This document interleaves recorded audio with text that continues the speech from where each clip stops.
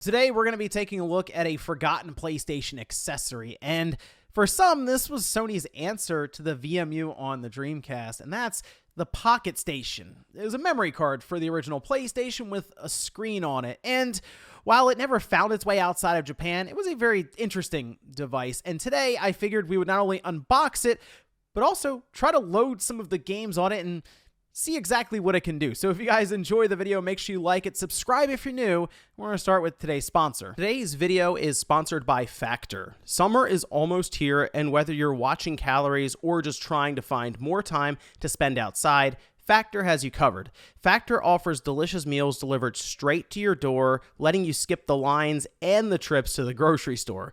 With more than 34 chef-prepared, dietitian-approved weekly options from keto, vegan and veggie, protein plus, and more, there's always something new to try. The meals come together quick. Just pop it into your microwave for a few minutes and you're ready to eat. This has been my favorite part, getting in and out of the kitchen in no time so I can get on with my day. Also, it helps that cleanup is a breeze. Head to factor75.com or click the link below and use code SpawnWave40 to get 40% off your first Factor box. That's factor75.com or click the link below and use code SpawnWave40 to get 40% off your first Factor box. Thanks once again to Factor for sponsoring today's video. Let's start with an unboxing for the Pocket Station as I talk about some of the backstory for it.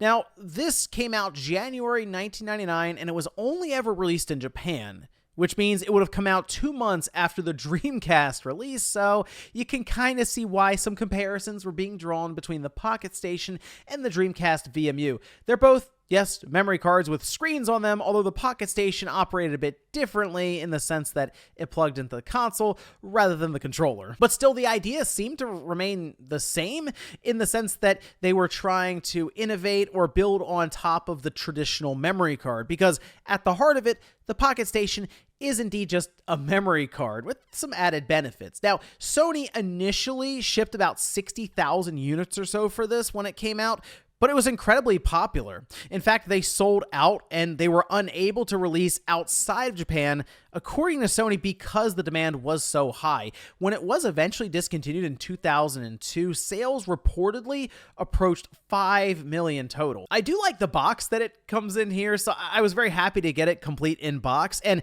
when I'm opening this up, I am reminded of the old days of Sony, where it was more cartoony, I guess. You see the character sort of around it, whereas now Sony is much more serious and mature, I guess you would say. But when you open up the box, you have the Pocket Station and what looks like a wrist strap.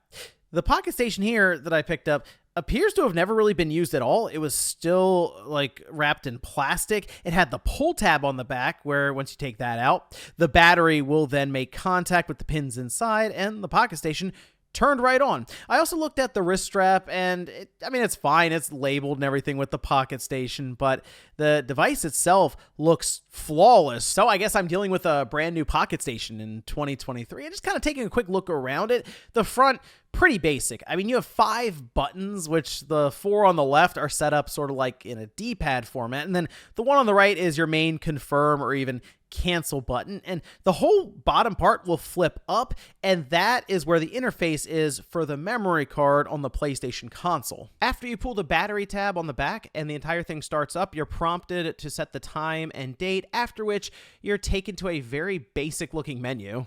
The screen is a 32 by 32 monochrome LCD. It's not exactly going to put out anything crazy in terms of image quality or anything there, but for very basic shapes and at times even sprites, it seems to work. And you might think that's a funny thing to say there, the idea of sprites being on this screen, but there were actually a lot of games that supported this. Most of them were all Japanese versions of these games, so it's going to work better if you are fluent in Japanese. However, some you can kind of get the idea of.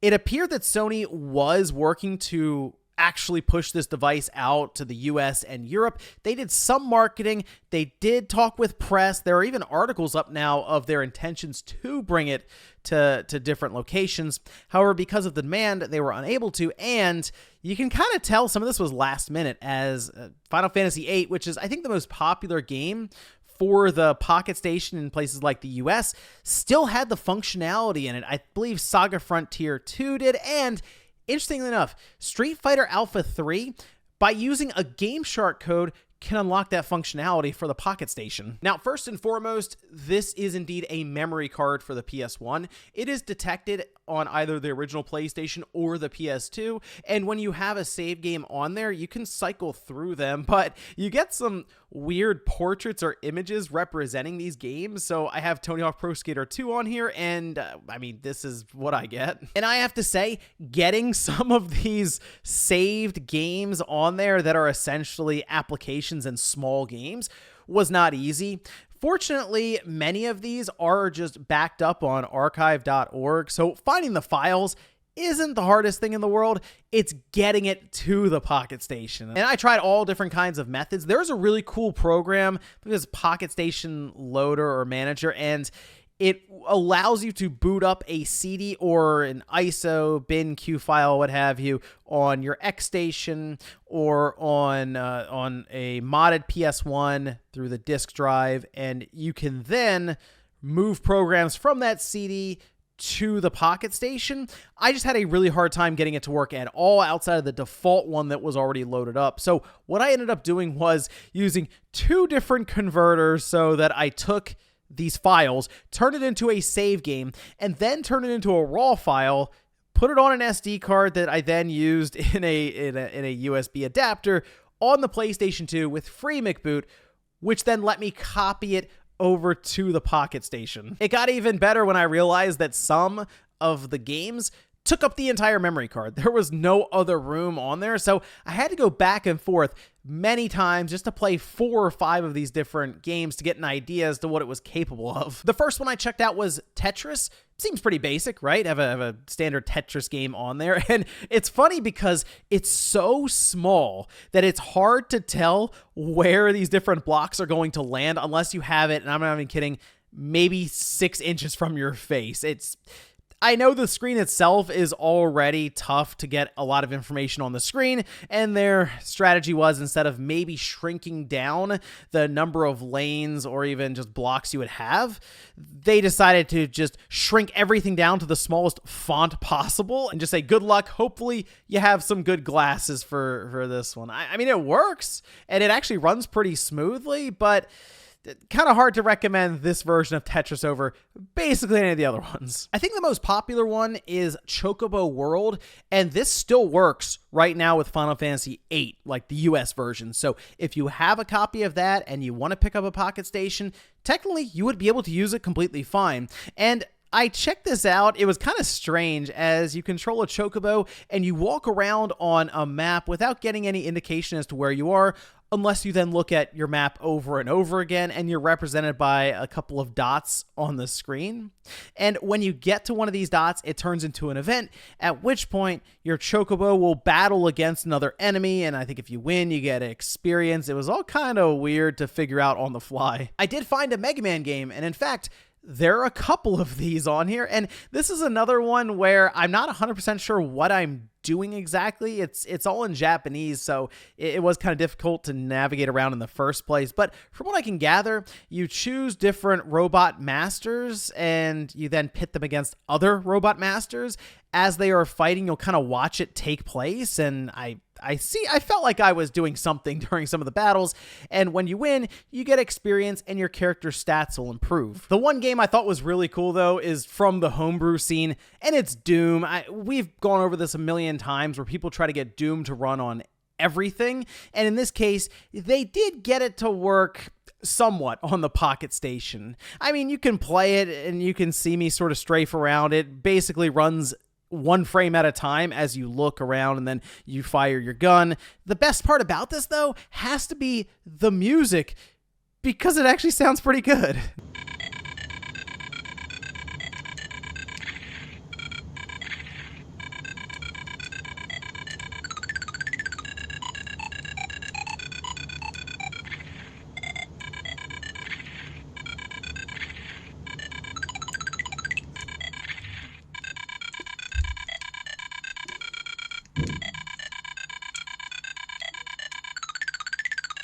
Okay, to be fair, the Pocket Station has a pretty good speaker, all things considered. It seems almost oversized for the rest of the system. The list does go on and on when it comes to little games and different things you can do on this, though. I mean, you have Digimon, which kind of plays into the idea of it being like a Tamagotchi sort of. Street Fighter, which sort of has the same idea as Mega Man, where you're also, I believe, leveling up your different characters.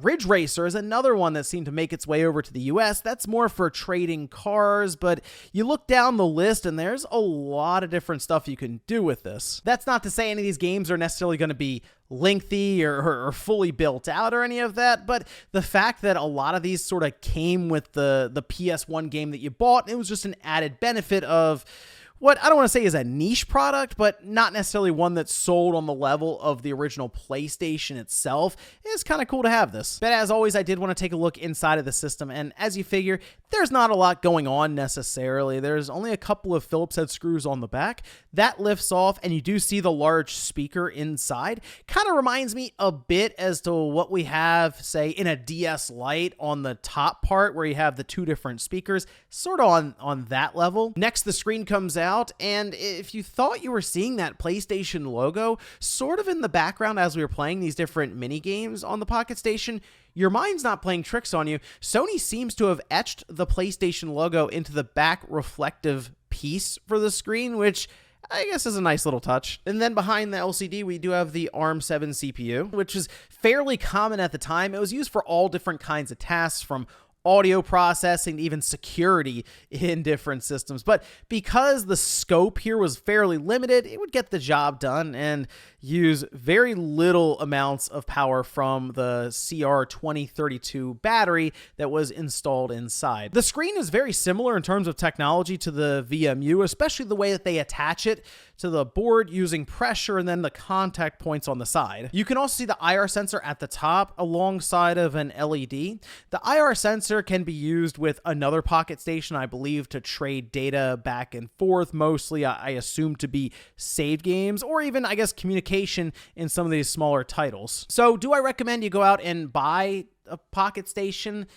Not really. They're not exactly expensive if you don't want them boxed. I think they're $30 to $40 on eBay, but there's not a lot you're going to be doing with it. And even some of the games that did come out in the US, they're games you'll play for a couple of minutes here and there and then kind of move on from it. I guess if anything, it's a pretty cool piece for the collection. So I guess there's that. But let me know what you guys think about the Sony PlayStation Pocket Station down below. Thanks guys for watching, and I'll see you next time.